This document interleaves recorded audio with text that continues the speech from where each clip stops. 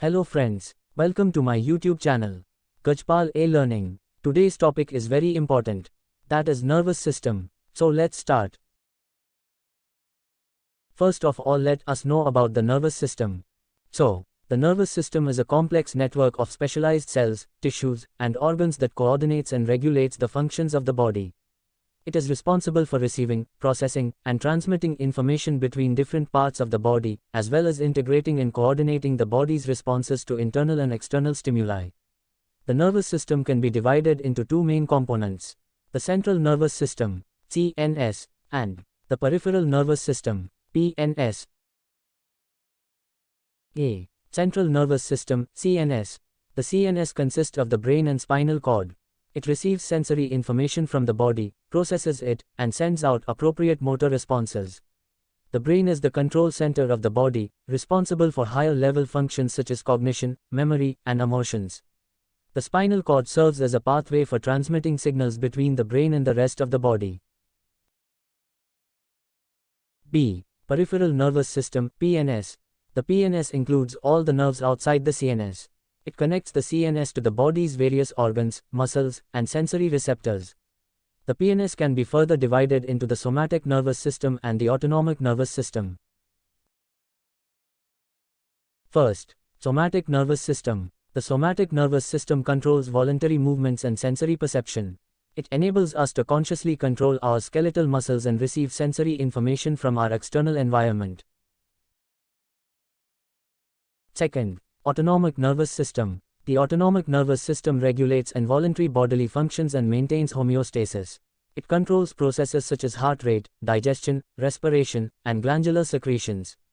The autonomic nervous system has two divisions, the sympathetic nervous system and the parasympathetic nervous system, which often have opposite effects on bodily functions. Next is, organization of nervous system involves. First, central nervous system, CNS. The CNS consists of the brain and spinal cord. It serves as the control center of the body, processing information, and generating appropriate responses. The brain is responsible for higher cognitive functions, such as thinking, memory, emotions, and voluntary movements. The spinal cord acts as a pathway for sensory and motor signals between the brain and the rest of the body. Second, peripheral nervous system, PNS. The PNS includes all the nerves outside the CNS. It connects the CNS to various body parts, including muscles, glands, and sensory receptors. The PNS is further divided into the somatic nervous system and the autonomic nervous system. Third, neuron. Neurons are the fundamental units of the nervous system. They have specialized structures that allow them to transmit and receive electrical signals. The main parts of a neuron are: A. Dendrites, branch-like structures that receive signals from other neurons or sensory receptors. B. Cell body, soma, contains the nucleus and other cellular organelles. C. Axon, a long, slender extension that transmits electrical signals away from the cell body. Neurons communicate with each other through synapses, which are specialized junctions where signals are transmitted from one neuron to. Fourth, neurolia. Neurolia, or glial cells, are non-neuronal cells that provide support and protection to neurons. They outnumber neurons in the nervous system and have several important functions, including maintaining the chemical environment around neurons, providing physical support and insulation to neurons, promoting neuronal repair and regeneration, modulating the transmission of signals between neurons. Next, classification and properties of nerve fibers. Nerve fibers, or axons, can be classified based on their properties, such as diameter, myelination, and conduction speed. Fibers. These are large diameter fibers that are myelinated, covered in a fatty substance called myelin. They conduct signals rapidly and are involved in transmitting sensory information related to touch, pressure, and motor commands for voluntary movements. B fibers. These fibers are medium-sized and lightly myelinated. They conduct signals at a moderate speed and are involved in autonomic functions, such as regulating internal organs. C fibers. These are small diameter fibers that are unmyelinated. They conduct signals slowly and are responsible for transmitting sensory information related to pain, temperature, and other sensations. Next is electrophysiology. Electrophysiology is the study of the electrical properties and activity of cells, particularly neurons. It involves techniques such as patch clamping and extracellular recordings to measure and analyze the electrical signals generated by neurons. Electrophysiological studies help in understanding the mechanisms of action potential generation, synaptic transmission, and information processing in the nervous system. Next, action potential. An action potential is a brief, rapid, and self-propagating electrical signal that travels along the axon of a neuron. It is generated when the membrane potential of a neuron depolarizes and reaches a certain threshold.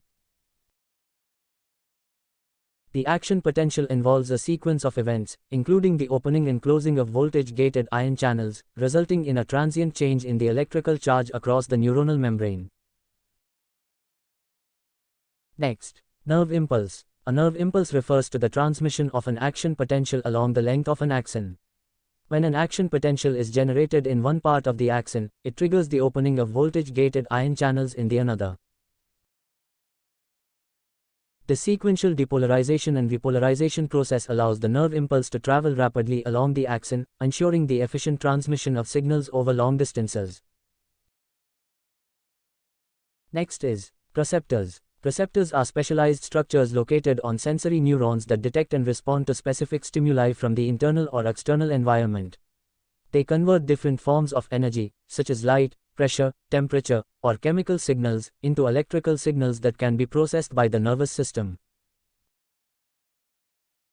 Receptors are responsible for our ability to perceive various sensory modalities, such as vision, hearing, taste, smell, touch, and proprioception.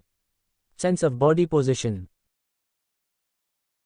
Next, synapse. A synapse is a specialized junction between two neurons or between a neuron and an effector cell, such as a muscle or gland. It is the site where signals are transmitted from one cell to another. There are two types of synapses, electrical synapses and chemical synapses. Chemical synapses are more common and involve the release of neurotransmitters. Neurotransmitters. Neurotransmitters are chemical messengers released by neurons at synapses. They are responsible for transmitting signals from one neuron to another or from neurons to effector cells, muscles or glands. Thanks for watching this video.